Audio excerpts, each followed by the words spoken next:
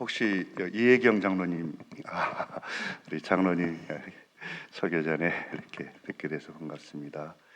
우리 장로님과는 우리 그 전남 교육을 위해서 함께 이렇게 시민 감사관쯤으로 번역할 수 있는 ombudsman 활동을 같이 한 4년 동안 한 기억이 좀 아름다운 기억이 있습니다. 이렇게 5.18 연합예배 또 장로님 섬기시는 이 복음교회당에 와서 이렇게 뵙게 돼서 참 반갑습니다.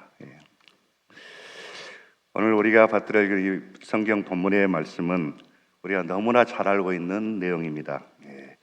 예수님이 너무나 사랑했고 예수님과 너무 친했던 마리아와 마르다 그리고 오라비인 나사로가 죽었습니다.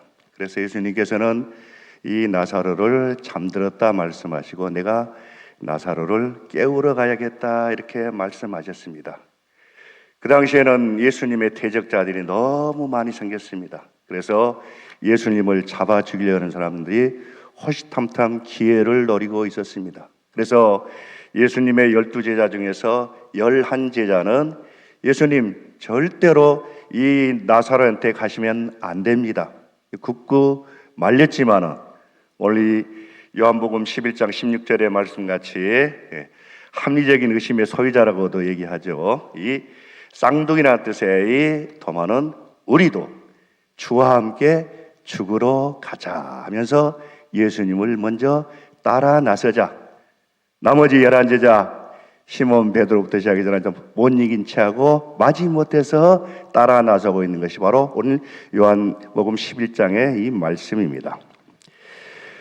1979년 12.12 군사반란을 거부하면서 일어난 이 민주화 시위는 신군부 세력에 의해서 무참히 짓밟히고 무력 진압이 됐지만은 바로 그 불씨는 꺼지지 않고 대한민국을 넘어서 세계 속의 인권, 민주주의와 정의, 평화의 가치를 만방에 드러내는 역사를 만들었습니다. 오늘은 두 분 신학생이었던 문용동 전도사님 그리고 유동훈 전도사님 그리고 평범한 주부였던 전옥주 열사를 기억해 내려고 합니다. 문용동 전도사는 상무대 교회를 심호할 때 시내를 걷다가 계엄군에게 얻어맞은 시민을 병원에게 호송하던 중에 항쟁에 뛰어들게 되었습니다. 그 뒤에 도청아 분수대에 수십 개의 시체관을 목격하고 이 문용동 전도사님은 그 당시 호남신대 신학생이었습니다. 일기를 썼는데요. 그 일기 내용을 보면은 남녀노소 불문하고 무차별 사격을 한 그대들, 아니 그들에게 무자비하고 잔악한 명령을 내린 장본인, 역사의 심판을 하나님의 심판을 받으리라고 그의 일기에 적고 있습니다.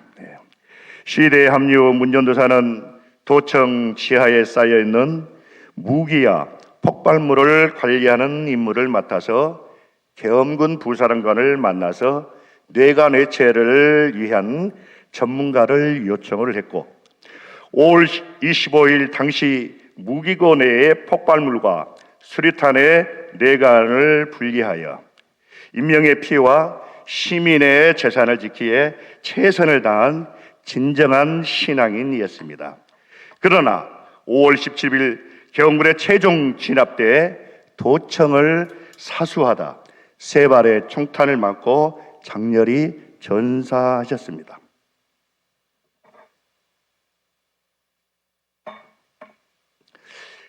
한신대생 유동훈 전도사는 이런 말을 남겼습니다. 역사가 병들었을 때 십자가를 지하고 했던 설교를 하지 않으셨냐? 아버지 방철호 목사님의 만류를 뿌리치고 금남로 현장으로 나가서 역시 5월 27일 전남도청을 지키다가 계엄군에 의해서 사살을 당했습니다. 지금도 오산에 있는 한신대 교정에는 그분이 79학번입니다. 저보다 1년이 늦으신데요. 그분을 동문들이 선수 헌금을 모아서 세운 기념비가 세워 있습니다.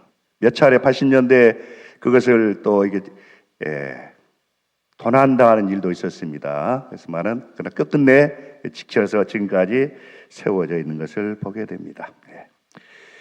평범한 30대 여성이던 전옥주 열사는 무형항호를 운영하기 위해서 보성에서 강주에 왔다가 계엄군의 만행을 보고 분노해서 5.18 강주민주화운동에 참여하게 됐습니다. 광주 시민 여러분, 지금 우리 형제들이 죽어가고 있습니다. 어떻게 집에서 편안하게 주무실 수 있습니까? 여러분들이 도청으로 나오셔서 우리 형제 자매들을 살려주십시오. 카랑카랑한 목소리로 시민들에게 가두방송을 함으로 시민 참여를 이끄는 기폭제가 되었습니다. 신군부의 무지합의한 폭력에 맞서서 시민들 하나로 응집시키는 도화선이 되었던 것입니다. 반란 신군부들은 진압작전 이후에 그녀를 간첩으로 용공으로 몰았습니다. 그리고 계엄군에 끌려가서 모진 고문과 수모를 겪어서 포교령 위반과 소요사퇴 등의 제목으로 15년을 선고받고 투옥되었다가 얼마 후에 사면됐습니다. 그러나 그 구치소에 있는 동안 평생 심한 고문 후유증을 겪어서 밤낮없이 외상 후 스트레스 장애인 트라우마에 시달리다가 2021년 2월 16일 이 한마는 세상을 떠나고 말았습니다. 1980년 당시 전두환 정권은 광주와 전남을 철저히 고립시켰습니다. 그러나 광주에 머물던 2명의 애국인 선교사들은 시민들의 고통과 역사의 진실을 외면하지 않았습니다. 그들 때문에 5월의 진실이 밖으로 비로소 알려질 수 있었습니다. 미국과 독일 등 해외 언론에 알린 인물은 광주 기독교 병원 원목 목사님이셨던 고 찰스 베츠 헌트리 목사님이었습니다. 한국 명어로는 허철선님입니다. 헌트리 목사님은 광주 참상을 영상물로 직접 제작했고 그 영상물이 최근에 영화 송강호 씨가 주연인 택시 운전사라는 주제로 영화가 나왔는데 바로 그 운전사로 알려진 독일 출신 기자 유리겐 헌츠펜터에게 전달돼서 전 세계에 보도가 될 수가 있었던 것입니다. 그래서 이 광주 민주화 운동의 참상을 전 세계인들이 그때 알게 되었던 것입니다. 또한 미국 정부의 피신 제안을 거절하고 진압군의 헬기 사격 장면을 촬영했던 고 아놀드 피터슨 목사님도 계십니다. 한국명은 배태선님이십니다. 여전히 전두환 신군부 세력은 헬기 사격을 부인하고 있지만 그분이 남긴 증언록의 사진 자료는 현장을 생생하게 증거하고 있습니다. 사랑하는 성도 여러분, 우리가 이만큼 드리고 있는 이 민주주의는 우리를 대신한 그들의 핏값이었음을 우리는 잊어서는 안 될 것입니다. 그들의 핏값이 있었기 때문에 어쩌면 저와 여러분이 이렇게 편안하게 의자에 앉아서 5.18 강주 민주화 운동 기념 예배를 드릴 수가 있는 줄로 믿습니다. 그들은 고통을 먼저 받고 우리가 겪어야 할 슬픔을 대신 겪으신 분들입니다. 여러분, 빚은 은혜입니다. 그것을 축복으로 여기고 그것을 갚을 길은 우리도 함께 그 길을 가는 것입니다. 지금의 길을 돌이켜 그 길을, 그 십자가의 길을 가는 것이 메타노니아 회개인 줄로 믿습니다. 우리는 그 길을 가기 위해서는 하나님의 영, 거룩한 영, 성령을 선물로 받아야 할 줄로 믿습니다. 하나님의 영이 아니면 우리는 인간의 힘으로는 갈 수가 없는 길입니다. 또한 우리는 매일 말씀으로 세례를 받아야 합니다.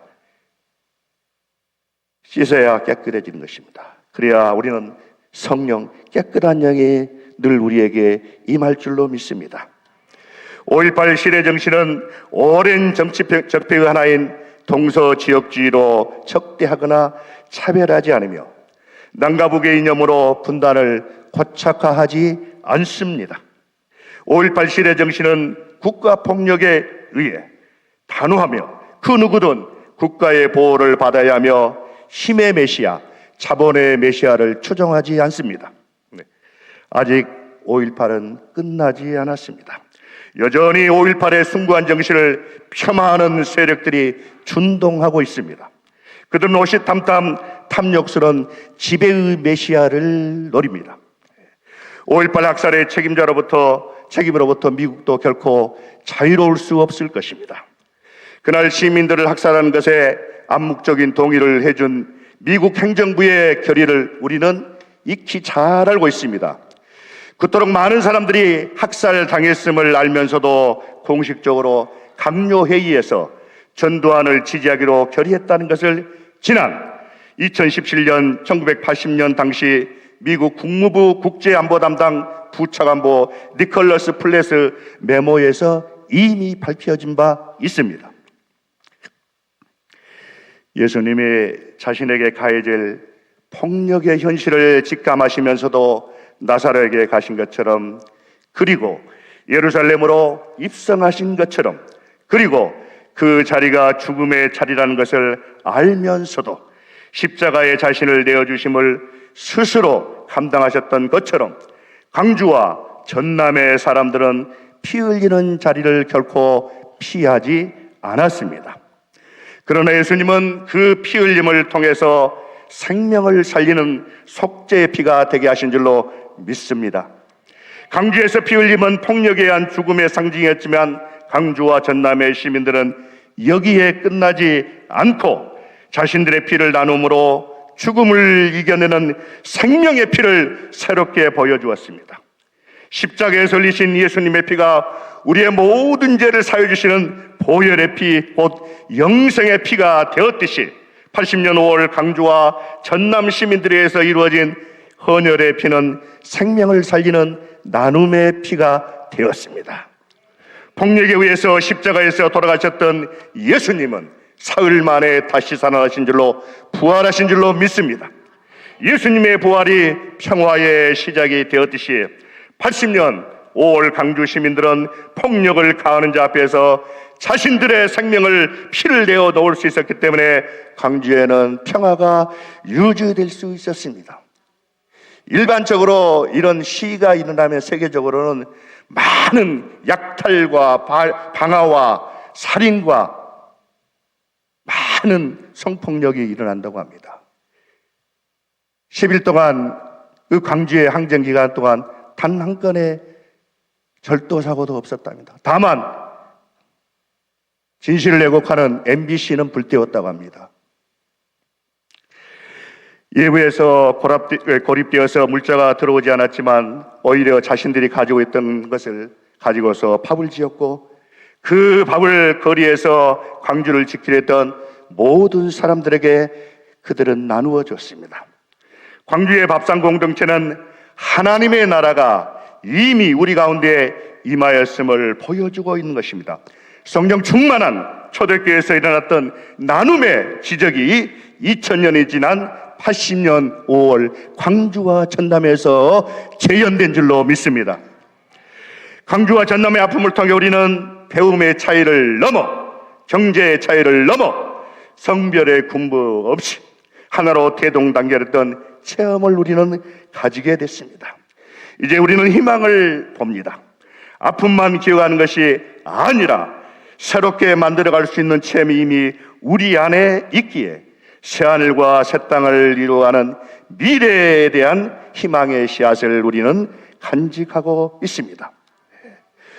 사랑하는 성도 여러분, 불의한 권력에 우리는 맞서 싸우지 않으면 언제든지 우리의 민주주의는 후퇴하고 인권은 유린되고 말 것입니다. 그런 의미에서 오늘 우리도 주와 함께 죽으러 가자는 도마의 신앙 고백이 오늘 여기 먼 우리 모두의 신앙 고백이 되시기를 기원합니다. 아멘.